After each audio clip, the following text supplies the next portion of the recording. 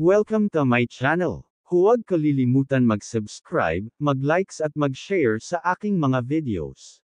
Ang pag-uusapan natin ngayon ay tungkol sa disbarment case na inihain kay Harry Roque sa Supreme Court.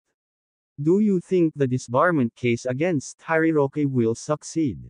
Ayon sa balita, nahaharap si Roque sa reklamong disbarment mula sa kapwa dating opisyal ng palasyo.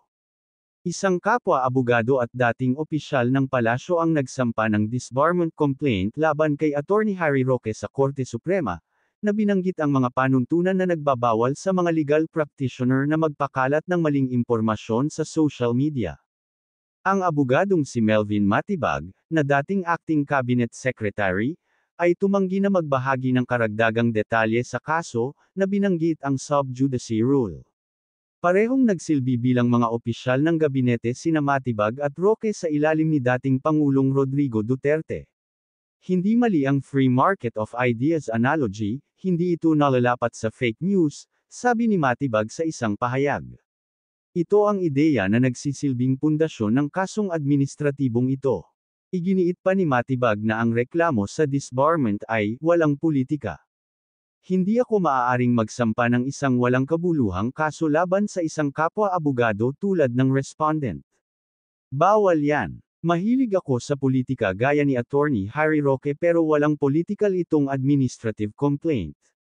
Walang kulay ito. It's just a presentation of facts and legal arguments, aniya. Sinabi ni Roque, sa isang hiwalay na pahayag, na nag-ugat ang kaso nang ibinahagi niya ang pulveronic video na di umano ay nagpakita kay President Bongbong Marcos na umiinom ng iligal na droga. Ibinasura ng Malacanang at ng mga eksperto ang video bilang deepfake, isang termino para sa mga gawa-gawang video ng mga tao na ginawang mukhang totoo.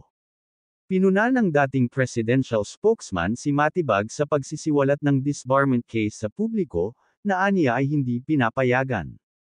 Iginiit din niya na ang video na kanyang ibinahagi ay protektado ng malayang pananalita. Ang kasong disbarment na isinampa laban sa akin para sa aking post sa social media sa pulveronic media ay isang desperadong aksyon ng atensyon, sabi ni Roque. Hanggang dito na lang ang video na ito. Thank you for watching.